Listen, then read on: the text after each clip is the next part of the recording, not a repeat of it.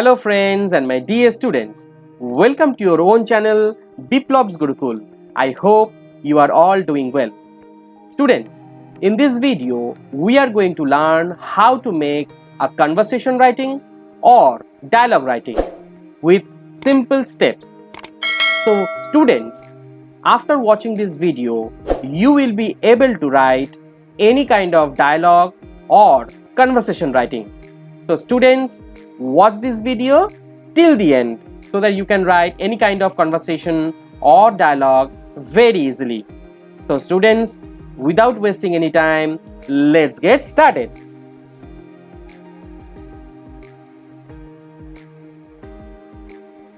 Students, সবার প্রথমে we have to know that what is a dialogue. Okay, we can say that dialogue is a conversation between two or more characters on any topic. মানে dialogue হচ্ছে দুই বা ততোধিক ক্যারেক্টার্সদের মধ্যে একটি কথোপকথন। The word dialogue comes from the Greek word dialogos. Dia means true and logos means words expressed through words. Understood? মানে Greek শব্দ ডায়ালগস থেকে এটি নেওয়া হয়েছে, যার ডায়া শব্দের মানে হচ্ছে থ্রু অ্যান্ড লোগোস হচ্ছে ওয়ার্ডস, মানে বাক্যের বা ওয়ার্ডসের মাধ্যমে কিছু এক্সপ্রেস করা। ঠিক আছে, তাকে আমরা বলছি ডায়ালগ, এবং সেটা আমরা কি বললাম, দুই বা ততোধিক ক্যারেক্টার্সদের মধ্যে এটা ঘটে থাকে। ওকে, তো there are basically two types of dialogue. দু ধরনের ডায়ালগ থাকে, and what are they? Number one, formal dialogue and number two, informal dialogue. Formal dialogue কোনগুলো? The formal dialogues are like conversations between officers or between two people having formal relation. তো দুটো অফিসারদের মধ্যে হতে পারে, বা এমন দুজন ব্যক্তি বা তিনজন ব্যক্তি বা তার থেকেও বেশি ব্যক্তিদের মধ্যে হতে পারে যাদের মধ্যে ফর্মাল রিলেশন রয়েছে। Okay, now come to the next one, informal conversation. So informal conversations generally take place between friends and family members or having informal relation. So informal যে সমস্ত ডায়ালগসগুলো রয়েছে বা কনভারসেশনসগুলো রয়েছে সেগুলো বন্ধুদের মধ্যে বা ফ্যামিলি মেম্বার্সদের মধ্যে বা এমন কোনো ব্যক্তিদের মধ্যে হতে পারে যাদের মধ্যে ফর্মাল রিলেশনস রয়েছে। Understood? Next we will come to the features. Okay, there are some important points to remember while writing a dialogue. Understood? So what are they? So number one, use simple and colloquial language. So what does it mean? আমরা যখন কোনো conversation করি বা লিখি যেগুলো informal হয় বেশিরভাগ, সেখানে কিন্তু আমাদের যে কলোকুয়াল ল্যাঙ্গুয়েজ, যেটা আমরা সাধারণত কথা বলি যেরকমভাবে, ঠিক আছে, বিভিন্ন আমরা সোশ্যাল মিডিয়াতেও বা যেগুলো ধরো হোয়াটসঅ্যাপ, তারপরে ফেসবুকে বন্ধুদের সঙ্গে যেরকমভাবে আমরা কথা বলি, যে ল্যাঙ্গুয়েজে কথা বলি, they must be very simple. Okay, the language will be very simple.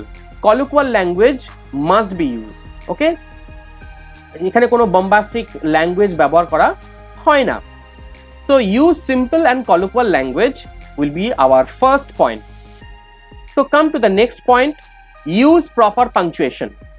This is very important and I would say this is the heart of dialogue writing.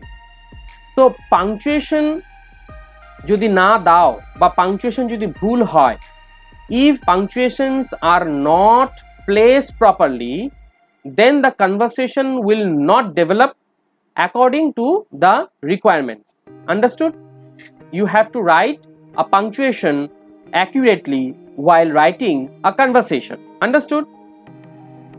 So our next point will be proper sentence. Okay, you know that while we are expressing emotions, various emotions or thoughts, we use various sentences. So it may vary. While writing a conversation, sentences may vary. Okay, তো প্রথমে assertive sentence ব্যবহার করতে পারো বা পরে আমরা interrogative sentence ব্যবহার করতে পারি। So according to the requirements, we may change the sentences in the dialogue. Understood? So our next point is, point number 4 is proper syntax or subject verb agreement. This is very important. While writing a conversation, subject verb agreement must be written correctly. So our next point is contracted words. Okay, in informal dialogue, you can use contracted form of words like I am, they'll, or I have. This kind of words, this kind of contracted words you can use in dialogue writing. Okay. Number 6, proper flow of expression or conversation. While writing a conversation, you have to maintain a proper flow of expression or conversation to maintain the tempo. Understood? টেম্পোটা maintain করতে আমাদের কিন্তু proper expression অথবা proper কনভারসেশনটা তোমাদের কিন্তু চালিয়ে যেতে হবে। একটা উদাহরণ তোমাকে দিই, যেমন ধরো সাধারণত কি হয়, একটা ডায়ালগ দুজনের মধ্যে কনভারসেশন যখন হচ্ছে তখন সেটাকে প্রথম একজন কোনো ক্যারেক্টার ধরো কোনো কথা বলল, কোনো ইনফরমেশন দিল, তারপরে যদি সে আর কোনো প্রশ্ন না করে চুপ করে যায় বা তাদের কনভারসেশনটা শেষ করে দেয়, তাহলে কিন্তু নেক্সট ক্যারেক্টারের আর কোনো কিছু বলার থাকে না। তাহলে তোমাদের কি করতে হবে, তোমাদের একটা কথা বলার পর বা একটা সেন্টেন্স বলার পর নেক্সট যে ক্যারেক্টার থাকবে তাকে একটা প্রশ্ন করতে হবে এবং সেই ক্যারেক্টারটা ওই প্রশ্নের উত্তরে আর একটা সেন্টেন্স দেবে এবং তারপরে আবার একটা কোয়েশ্চেন করবে সেই প্রথম ক্যারেক্টারকে। তো এইভাবে কোয়েশ্চেন অ্যান্সারিং এর মাধ্যমে আমাদের কিন্তু ডায়ালগটাকে এগিয়ে নিয়ে যেতে হবে। তো there must be a flow of expression or conversation, একটা ফ্লো দরকার আছে। যদি সেটা থেমে যায় তাহলে কিন্তু কনভারসেশন আর এগোবে না। আন্ডারস্টুড? তো come to the next point, give notes of action and settings.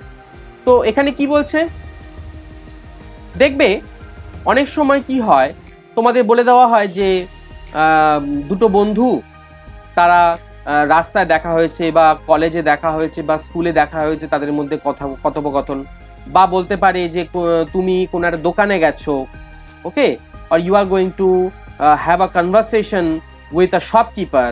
তাহলে তোমাদের সেটিংটা কোথায় হচ্ছে, কোন জায়গায় ঘটনাটি ঘটছে, এটা কিন্তু মেনটেন করতে হবে। তো এই রকম সেটিং আর অ্যাকশন, আমরা যে কনভারসেশনটা লিখি, ঠিক আছে, আমরা যে ডায়ালগসটা লিখি, ওকে, সেগুলো সবই হচ্ছে স্পিচ, এক একটা ক্যারেক্টারের স্পিচ। এবার তোমাদের কি করতে হবে, বিভিন্ন ক্যারেক্টারের এক একটা স্পিচের মাঝে তোমাদের কিন্তু সেই ক্যারেক্টারসদের কিছু কাজ, কিছু অ্যাকশনস তোমাদের কিন্তু থার্ড ব্র্যাকেটে লিখতে হবে, যদিও সব জায়গায় নয়।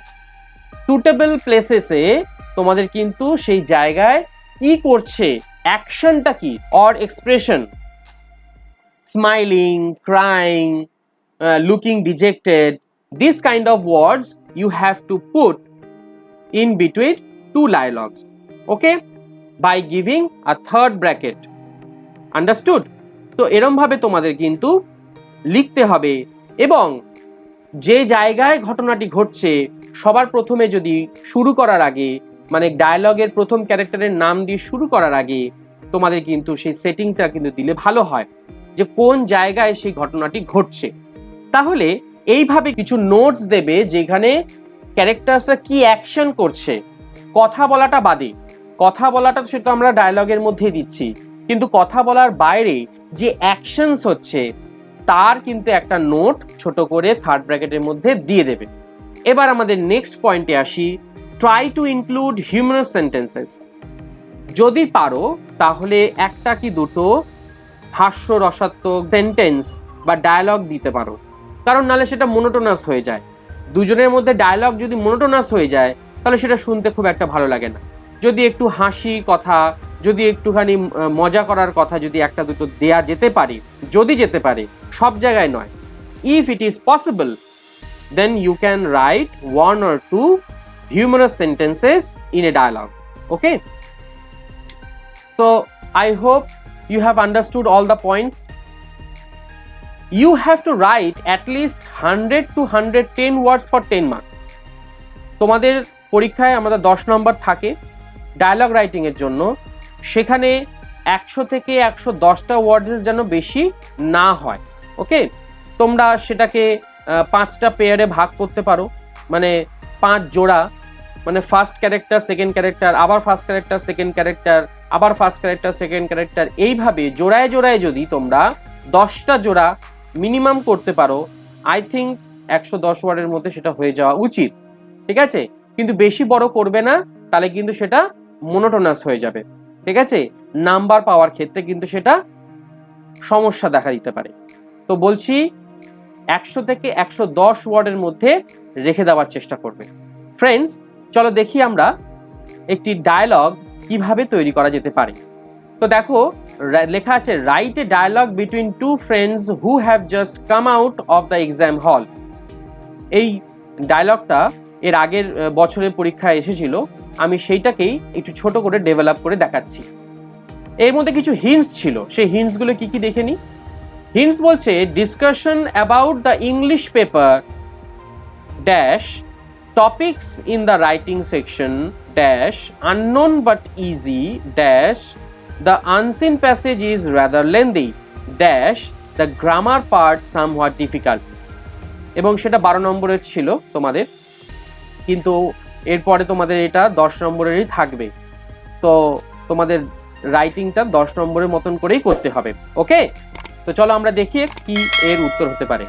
সবার প্রথমে তোমাদের একটা সেন্টেন্স দিতে হবে, যেটা আমরা ইন্ট্রোডাকশন হিসেবে লিখে থাকবো। দেখো এখানে কিভাবে লিখেছে। তো বলছে, here is a conversation between two friends Amal and Bimal who have just come out of the exam hall. মানে এই যে একটা কনভারসেশন শুরু হচ্ছে, যেটা দুটো ফ্রেন্ডের মধ্যে হচ্ছে, অমল এবং বিমল, যারা এক্সাম হল থেকে এইমাত্র বেরিয়েছে। দেখো অ্যাট দেখা রয়েছে অ্যাট দ্য করিডর, মানে যে করিডরের মধ্যে তারা কনভারসেশনটা শুরু করেছে সেইটা একটা নোট দেওয়া রয়েছে, দেখো থার্ড ব্র্যাকেটে প্রথমেই। এবার কনভারসেশন শুরু হচ্ছে। দেখো, Amal, hi Bimal, how's your paper, looking excited. তোমরা দেখতে পাচ্ছ অমল বিমলকে বলছে যে তোমার পেপার কেমন হয়েছে, লুকিং এক্সাইটেড।